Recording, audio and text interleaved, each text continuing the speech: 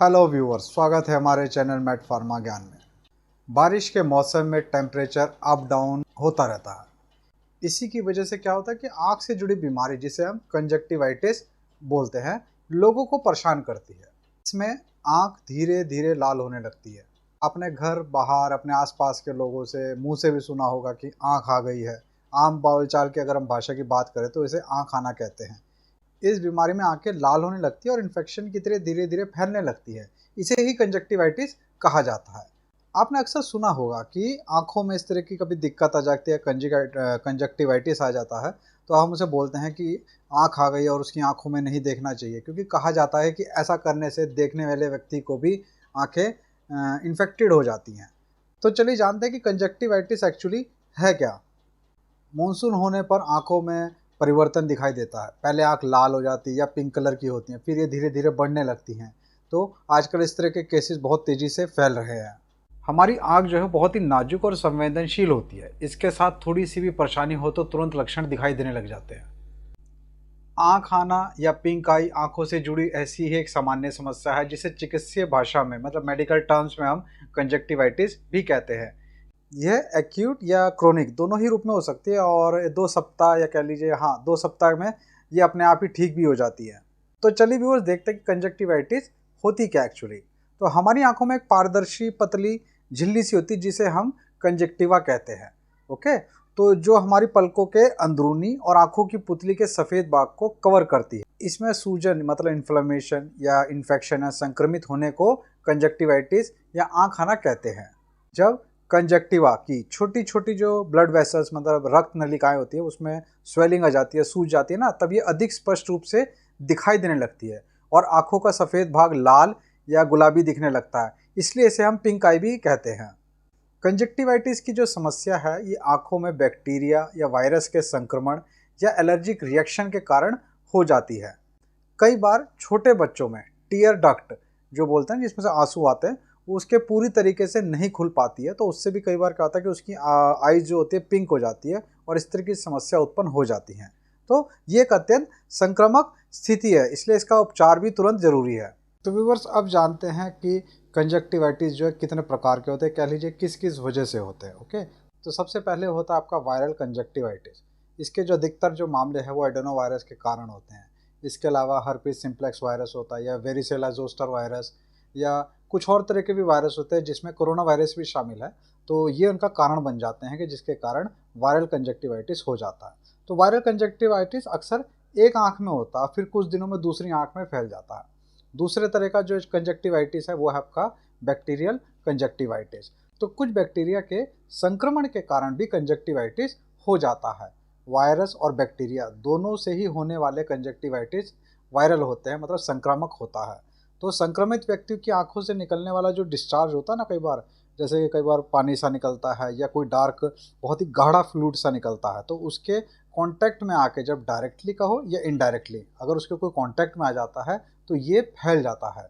तो इसके द्वारा जो फैला गया जो इन्फेक्शन है, ये ज़्यादातर दोनों आंखों में ही हो जाता है। तीसरा जो कंजक्टिवाइटिस के बारे में आपको बताऊंगा वो होता है एलर्जिक कंजक्टिवाइटिस। एलर्जी करने वाले जो पदार्थ होते हैं, जैसे पोल्यूटेंट होते हैं आदि के संपर्क में आने से कई बार क्या होता है, एलर्जिक कंजक्टिवाइटिस हो जाता है। चौथा जो कारण है जिससे कि कंजक्टिवाइटिस हो जाता है या, तो वो है आपका रसायनों का एक्सपोजर, मतलब केमिकल एक्सपोजर। तो आंखें जब किसी केमिकल के संपर्क में आती हैं या उनसे कोई बाहरी चीज़ चली आती है जब भी, तो उससे क्या होता है, हमारे कंजक्टिवाइटिस के लक्षण दिखाई देने लगते हैं। लेकिन आम तौर पर ये लक्षण 1 से 2 दिन में अपने आप ठीक हो जाते हैं। तो कोई ख़ास मेडिकल जो कहते हैं ना अटेंशन की ज़रूरत हमें नहीं पड़ती इस तरह के केमिकल एक्सपोजर वाले कंजक्टिवाइटिस में। तो चलिए अब जानते हैं क्या क्या लक्षण होते हैं या आपको क्या सिम्टम्स होते हैं जिसके कारण आप पहचान पाएँ कि आपको कंजक्टिवाइटिस है कि नहीं है। तो चलिए जानते हैं कि कंजक्टिवाइटिस के लक्षण मतलब सिम्टम्स क्या क्या है। ओके, जो कंजक्टिवाइटिस है वैसे तो बहुत ही असुविधाजनक यानी अनकंफर्टेबल रहता है, लेकिन बहुत ही दुर्लभ मामलों में इसमें जो होता है आपकी आईसाइट पे भी फ़र्क पड़ जाता है या आईज डैमेज भी हो जाती हैं। तो ये काफ़ी संक्रामक होता है और बहुत तेज़ी से दूसरे लोगों में भी फैल सकता है। इसलिए इसके जब भी कहीं लक्षण दिखाई दे किसी के, आपके जानने वाले पे या आपके घर में ही कोई अपना हो, तो तुरंत सतर्क हो जाए। तो जब भी किसी को कंजक्टिवाइटिस होता है तो उसकी एक या दोनों आंखों का लाल या गुलाबी होना दिखाई दे जाता है। ओके, तो दूसरे में क्या होता है, एक या दोनों आंखों में जलन या खुजली होती है, असामान्य रूप से अधिक आंसू निकलते हैं, आंखों में पानी जैसा या गाढ़ा डिस्चार्ज भी निकलने लग जाता है, आंखों में किरकिरी महसूस होने लग जाती है, मतलब और काफ़ी इरिटेशन सी भी लगती है।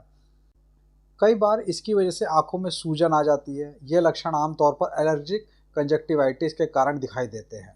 तो आपको इन चीज़ों का ख्याल रखना है और अगर ऐसा कोई लक्षण आपको अपने आसपास दिखाई दे या कोई अपने में दिखाई दे तो तुरंत सतर्क हो जाएं, उसका ट्रीटमेंट कराएं और हो सके तो उससे बचें। अब मैं बात करूंगा कुछ इसके रिस्क फैक्टर्स के बारे में।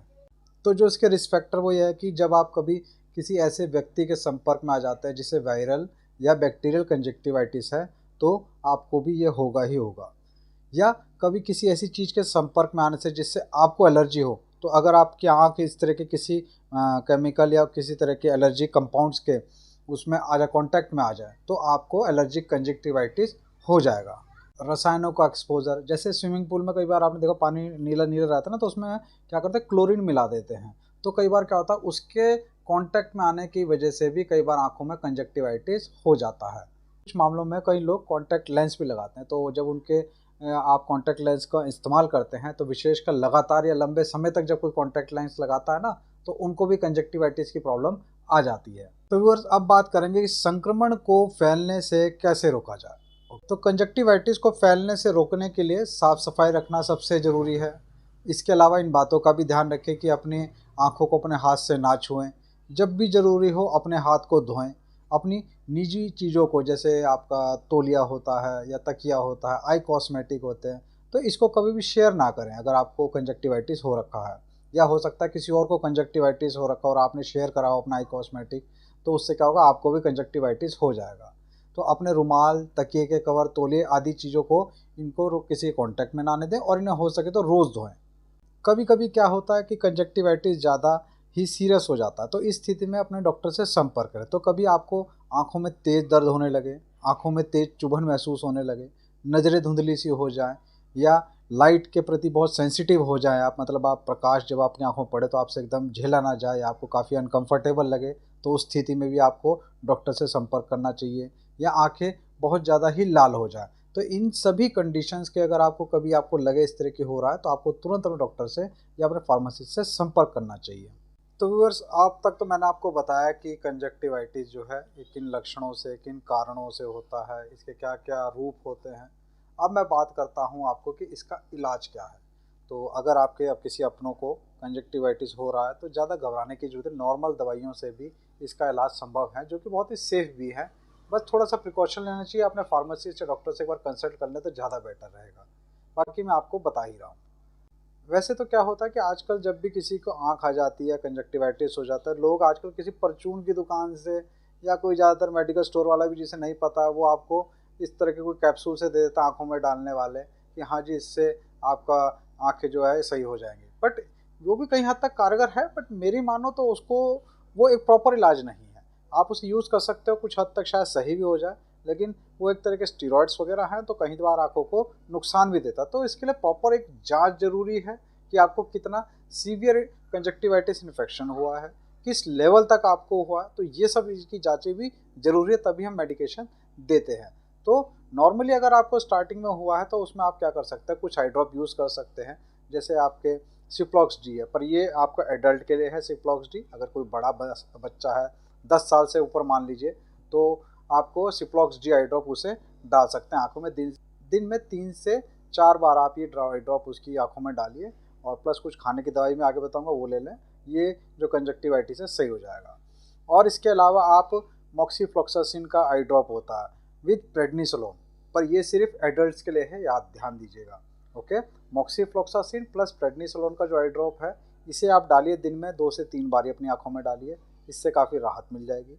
बच्चों को अगर हो रहा है, 10 साल से नीचे है कोई बच्चा या 5 साल से नीचे है, 5 साल से नीचे है तो सिर्फ मॉक्सीफ्लॉक्सासिन ही डालिएगा। लेकिन अगर 4 या 5 साल से ऊपर बच्चा हो, 10 साल तक का बच्चा हो, तो उसे मॉक्सीफ्लॉक्सासिन प्लस डेक्सामेथासोन का कॉम्बिनेशन आता है, वो आप उसकी आंखों में डालिए, काफ़ी उसे रिलीफ मिल जाएगा। कई बार क्या होता है कि इन्फेक्शन के अलावा बुखार भी आ जाता है, या कई बार उनके बहुत ज़्यादा आंखों में पेन भी रहता है, दर्द भी होता है, तो उस कंडीशन में क्या करना है आपने या तो फीवर की दवाई दे दे या कोई एनाल्जेसिक दे दे, जैसे निसिप प्लस आपका पैरासीटामोल का कॉम्बिनेशन होता है, पता निमोसलाइट प्लस पैरासीटामोल का कॉम्बिनेशन होता है, एसिक्लोफेनेक प्लस पैरासीटामोल कॉम्बिनेशन होता है। तो इस तरह के आप एनाल्जेसिक या पेन किलर्स यूज़ कर सकते हैं ताकि उससे रिलीफ मिले। इसके साथ ही आप उसे एमोक्सिसिलिन का एंटीबायोटिक भी दे सकते हैं। तो अगर आप 10 या 12 साल से ऊपर है तो उससे एमोक्सिसिलिन 500 का कैप्सूल दे सकते हैं सुबह शाम के हिसाब से। और अगर बच्चा है 5 से 10 साल तक का तो आप उसे एमोक्सिसिलिन 250 mg का टैबलेट सुबह शाम के हिसाब से दीजिए।